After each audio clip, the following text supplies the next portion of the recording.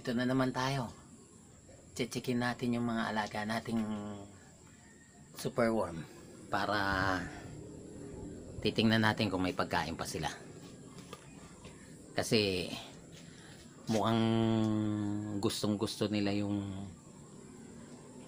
mga gulay na nakuha natin sa palengke. 'Di ba? Sa palengke pag may mga nagtitinda ng mga repolyo, pechay, trinitrim nila yung outer leaves. Yun nahingi lang natin mga kaka. Kaya ngayon titingnan natin kung meron pa, kasi kagabi naglagay na ako. Ngayon hapon tingnan natin kung meron pa. Tsaka para ma-check nyo na rin yung yung dami ng laman. Makita nyo kung ayan mga kaka, kita nyo ba? Magulo na naman sila, wala nang pagkain, wala nang mga tao mga kaka. Pero meron pa silang yung beddings nila na tawag dito sa beddings nilang ginagamit ko, pollard. Yun yung wheat bran na tinatawag. At least meron pa siya, kasi kinakain din nila yung beddings nila mga kaka. Nagiging makikita nyo, mapapalitan nyo ng parang malabuhangin na kulay brown, butil-butil na malabuhangin. Ito rin wala rin.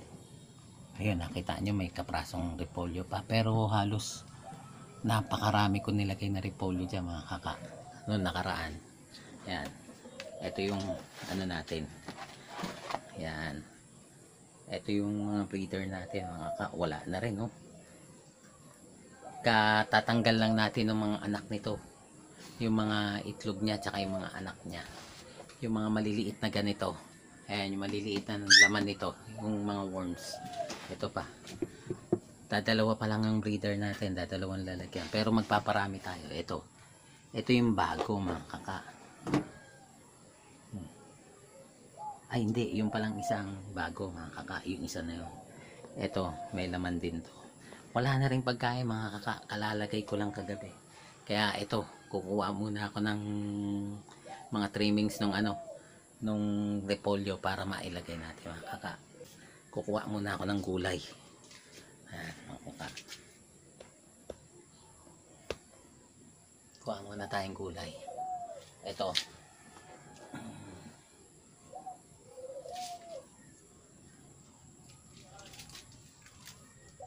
Ito mga kaka, yung sinasabi ko sa inyo mga kaka, nahingi lang natin sa palengke ito ngayon.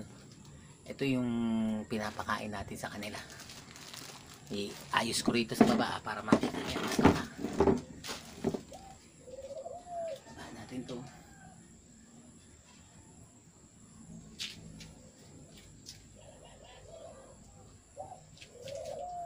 Baba natin mga kaka para makita nyo. Kikita kaya? Tingnan natin. Ayan mga kaka, lapit natin para makita nyo.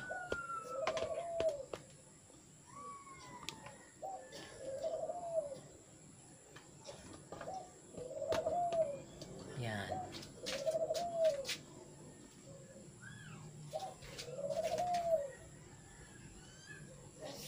Ito mga kaka lalaki na ang kukulit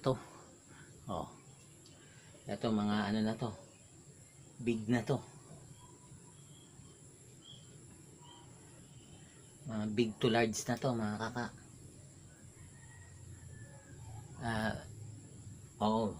Big na large na to, itong size na to.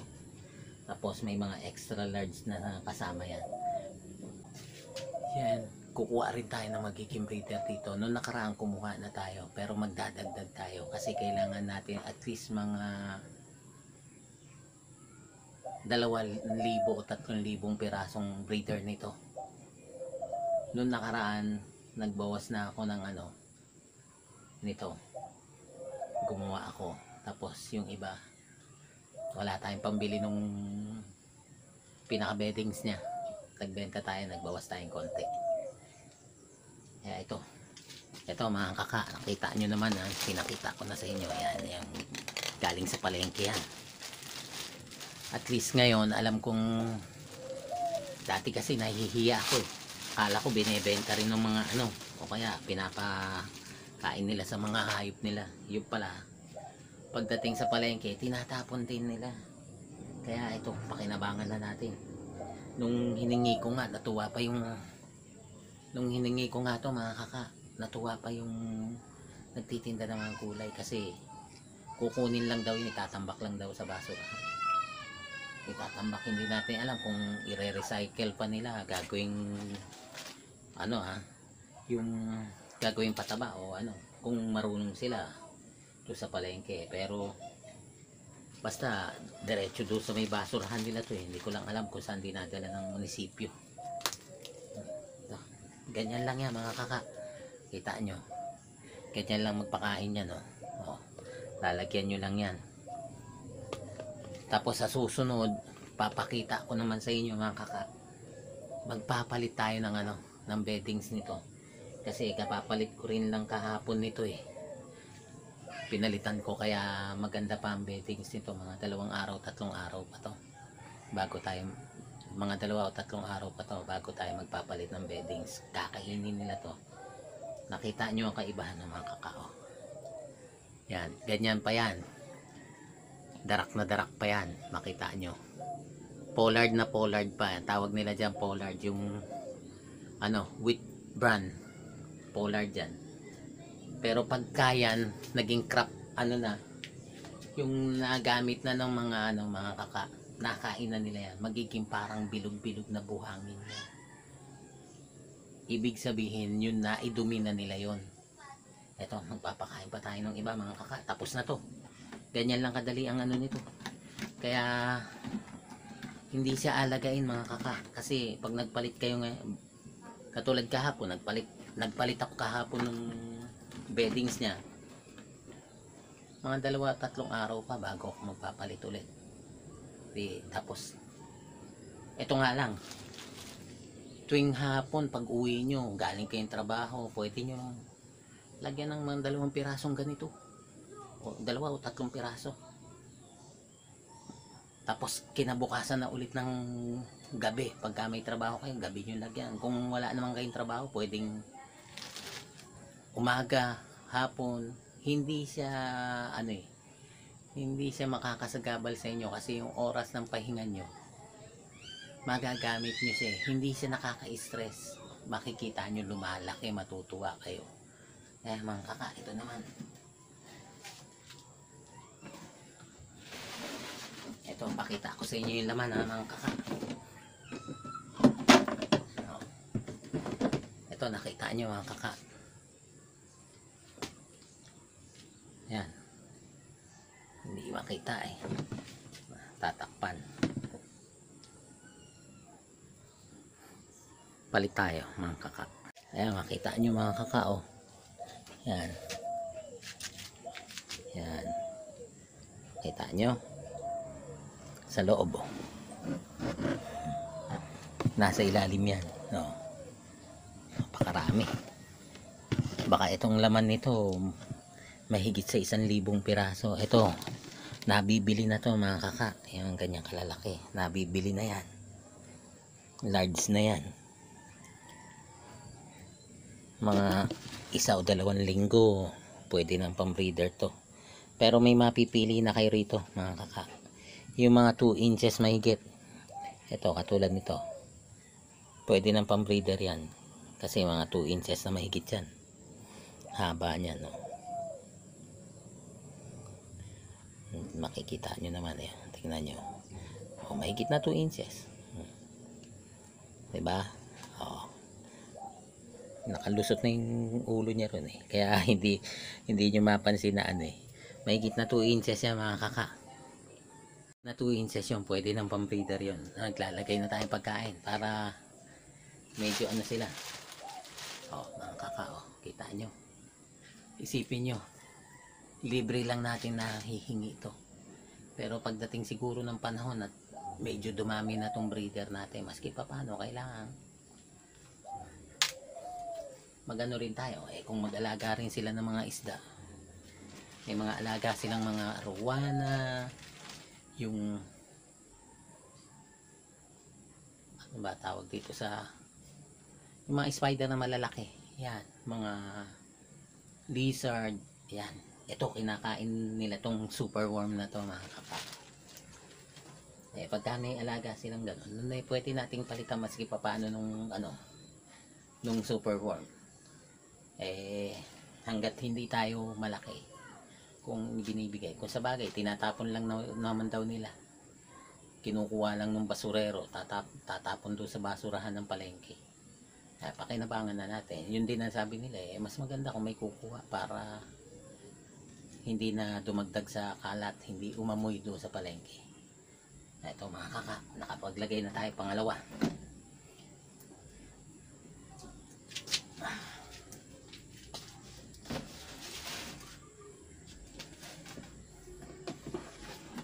Ito naman mga kaka, ito medyo sabi nung anak ko, nandidiri daw siyang hawakan, pero tingnan nyo itsura niya mga kaka. Mukha siyang ipis, pero hindi siya nakakadiring kapareho ng ipis pag kumapit sa'yo. Yan. Nalaglag.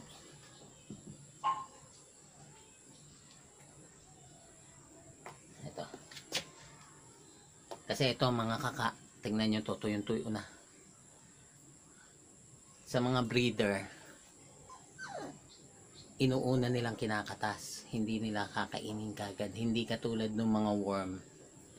Talagang maririnig nyo to minsan pag gutom na gutom sila, nakalimutan yung maglagay, maririnig nyo ginangalot nila yung mga gulay. Ito natuyo, pero palitan na natin to, patayang bago. Ito. Tsaka mga kaka, pagka may breeder kayo, di ba?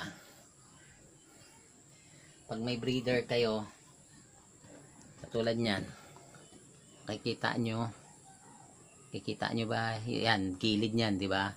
Meron akong nilagay na pinutol na yung lalagyan ng itlog mga kaka.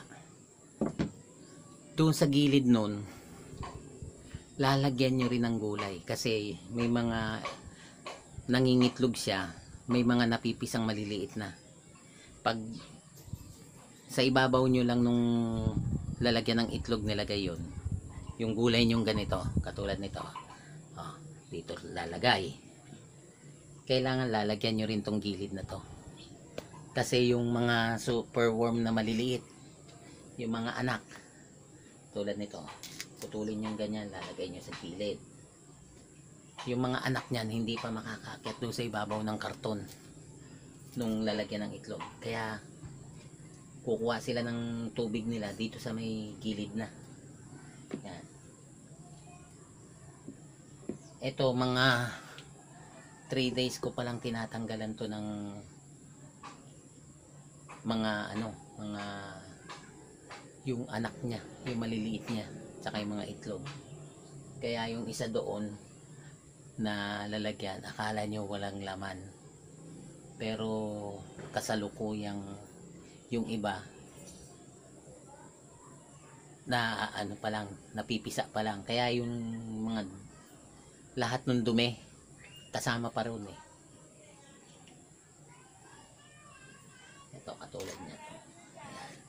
Pipira-pirasulin nyo lang para maglagay kayo sa gilid, para yung kung may mga pisa man na nasa, may mga breeder na nasa, may mga pisa na may mga itlog, pag pisa niya may kakainin siya doon sa may kukuha na siya ng water niya. Ito, ayos na to mga kaka.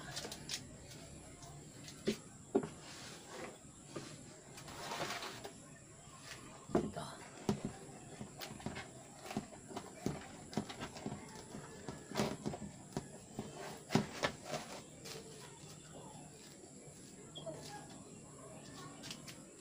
Ito rin mga kaka. Yan. Tinanggalan ko rin to ng ng laman ng isang araw. Nung isang gabi. Tinanggalan ko rin siya ng mga itlog niya tsaka Kaya bago ang nito beddings Kaya lang ito ang lakas kumain ng kinakain nila pati yun nabutas Bago rin yan. Yan, mga lalagyan nyo sa gilid. Lalagyan nyo sa gilid dito, ang kaka. Yan.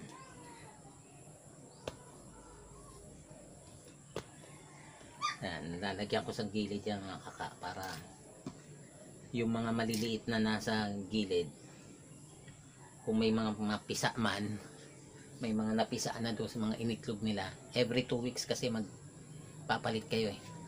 Tatanggalin nyo yung beddings, lahat nung mga yung bag nyo na yon, tatanggalin nyo yung lili, tatanggalin nyo yung ano, tatanggalin nyo yung beddings nya, yung mga karton, lilipat nyo sa isang lalagyan. Yung bags nya lang ang ibabalik nyo dito, palitan nyo ulit ng bedding, tsaka panibagong lalagyan ng ano, ng itlog, karton kaya, kasi doon sila nangingitlog, doon kumakapit yung mga itlog ng kaka. Ito dito na to, o kita nyo yung settings nyo. Yan, meron sa gilid, yung nasa gitna mga kaka, nakaibabaw sa kangkong, ang kakain na nun yung mga breeder na. Tapos ito, nakapagtataka mga kaka,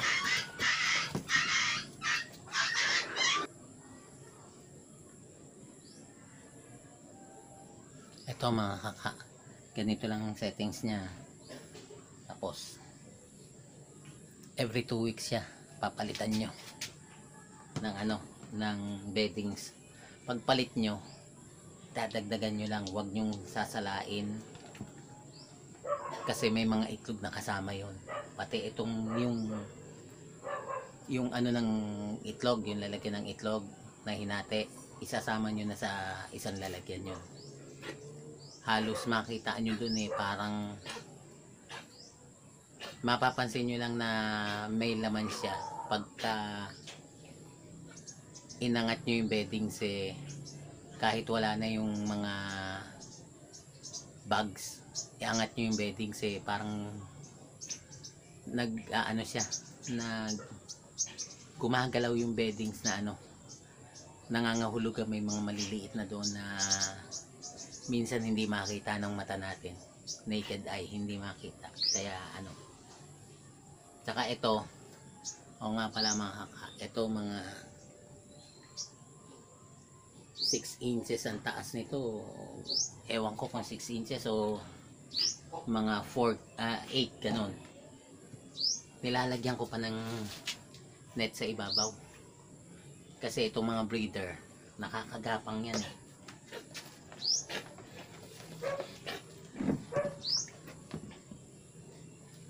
Doon ikaw, Waki.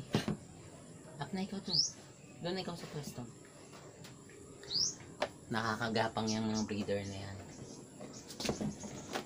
Ayan.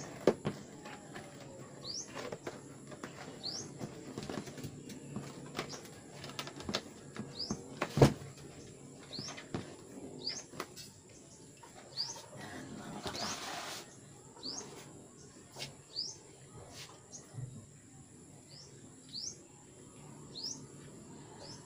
Unahin natin ito mga kaka. Ito mga kaka, kita nyo to. Ito yung kwento ko sa inyo na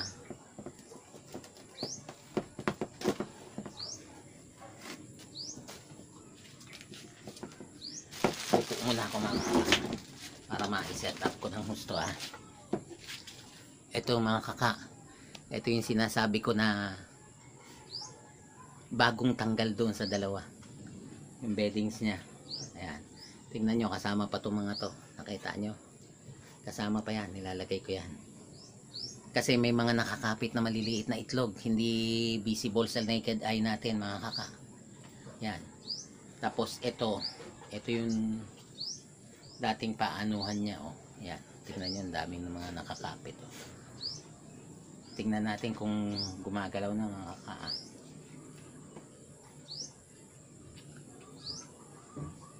Mga kakao, kung nakikita nyo, ayun o, parang may gumagalaw na maliliit. Yan o, ayan o, kung makikita nyo lang yan, malalaman yung may laman siya pag gumagalaw yan. Yan, yun o, tignan nyo, Kung nakikita nyo, parang yung buhangin parang may gumapang sa loob. Nakakita na kayo ng buhangin na pinong-pino. Tapos may gumalaw sa loob di ba? Para siyang nagfo-fall, yung naglalaglagan. Ganon ang nangyayari dito. Kaya ito, magdadagdag lang tayo ng pagkain. Medyo tatabi natin yung iba, yung mga natuyo na. Kasi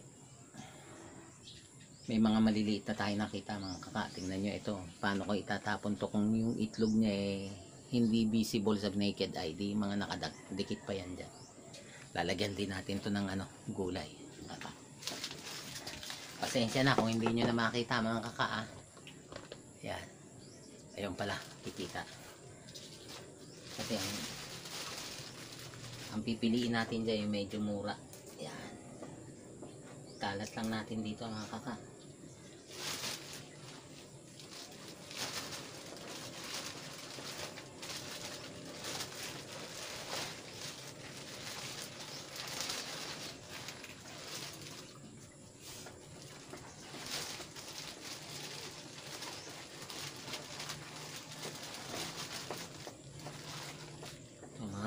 Medyo mura itong nakuha natin.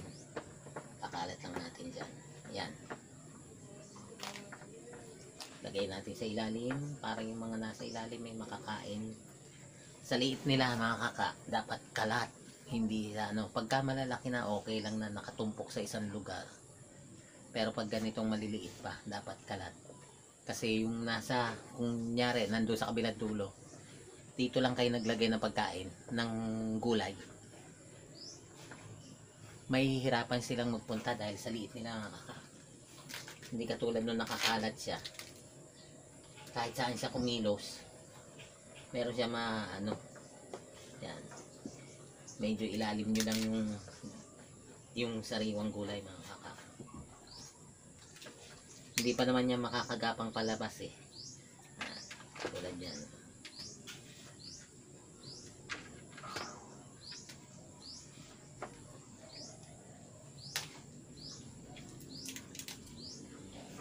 Huwag nyo munang lagyan sa ibabaw mga kaka, kasi nasa ilalim lang yan, maliliit na yan. Gahanap lang yan dyan sa ilalim. Yan, ganyan lang yan.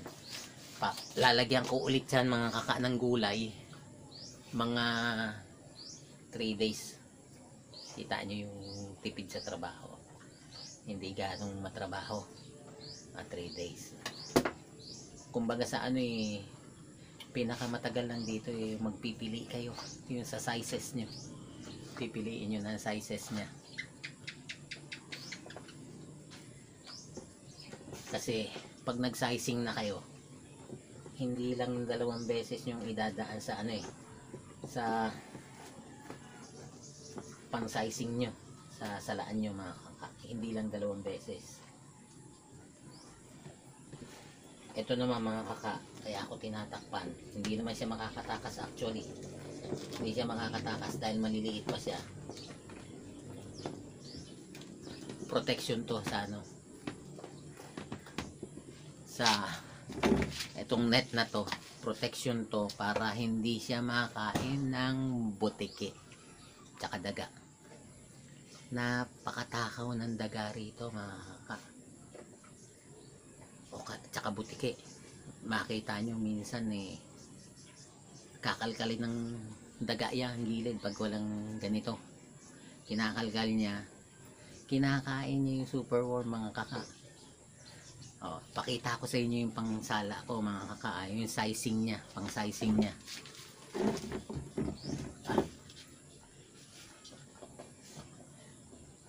Ito pa pala mga kaka, mamaya ko pala ipapakita sa inyo. Lagyan ko muna to ng pagkain para hindi na tayo pabalik-balik. Hindi ko napapakita yung paglagay ko sa iba, basta nakita nyo naman kung paano ko lagyan. Yan. Ito mga kaka, tapos na tayo rito. Pakita ko na sa inyo yung ginagamit kong pang sizing. Ito na mga kaka.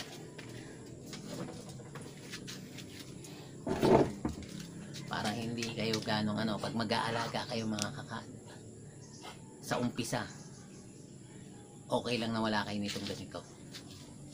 Pero pagka nag-breed na siya, nagkaroon na kayo ng breeder, after 2 weeks na magkaroon kayo ng ano, kasi yung breeder na yon, Sansa, wag maingay, Sansa. Nakita nyo, inuubo mga kaka.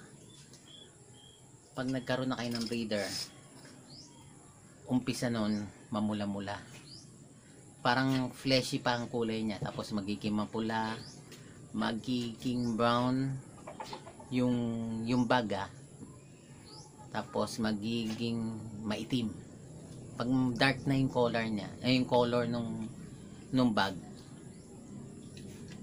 after mga 2 to 3 weeks magsisimula na kayong magkaroon ng ano, ng maliliit na superworm, tsaka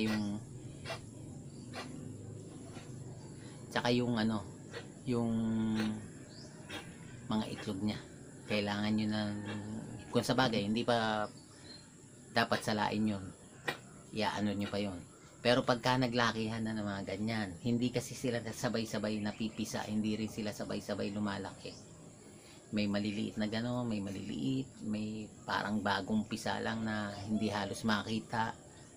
Tapos merong malalaking ganyan na kailangan nyo na itong sizing na to. Ang ginagawa ko dyan, eto mga kaka, makita nyo yung size niya, no? Hindi ko alam kung 1/8 to. Yan, kaibahan na. Kita nyo yung size niya mga kaka. Ito yung kasunod na size.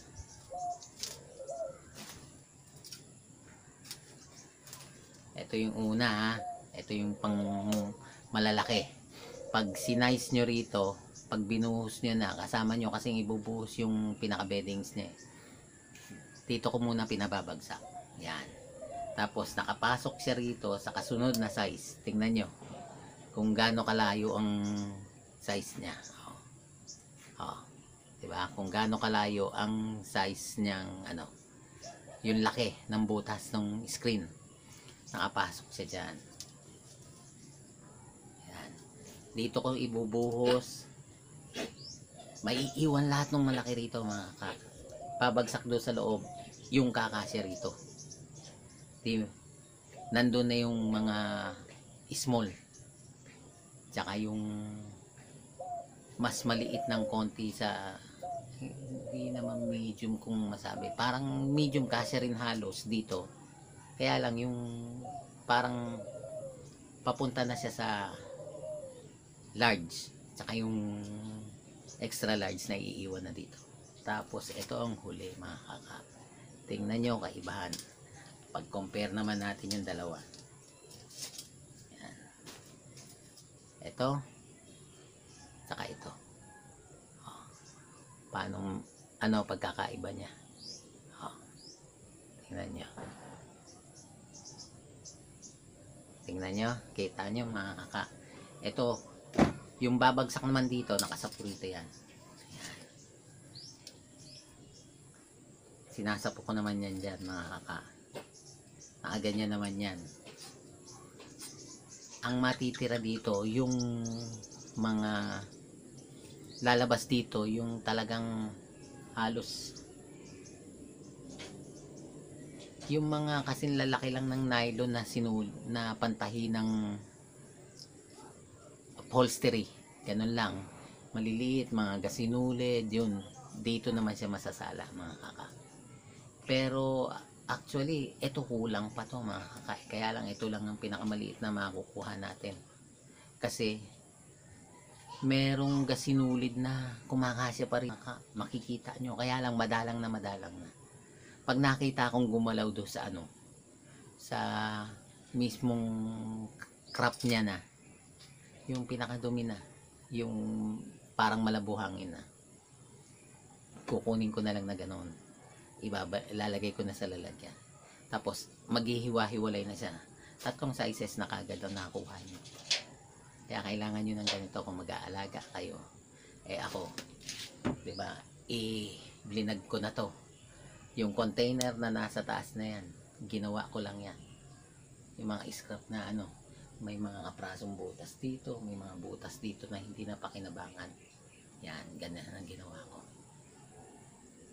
Kaya ano, kulang pa nga to mga kaka. Kailangan ko nang magdagdag ulit. Kasi kailangan naming magparami. Kaya mga kaka, huwag niyong kalimutang mag-subscribe ha. Kung ano-ano lang biglang papasok. Sigurado ko, kada magtuturo ako, kada mag-vlog ako, may matututunan kayo mga kaka. Hindi ako mag-vlog na wala akong maituturo sa inyo. Kaya mga kaka, bahala na kayo ha. Paki-subscribe na lang, paki-like, paki-share. Kung gusto nyo, mas maganda kung yung notification bell, pakipindot na rin para kada mag-vlog ako, madalang lang ako mag-vlog pero at least masusundan nyo kung ano yung mga binablog ko. Saka kung may matututunan kayo, marami na tayong naituro na kahit sa DIY pwede tayo magturo. Kaya mga kak, ito si Kakang Jerry, maraming salamat.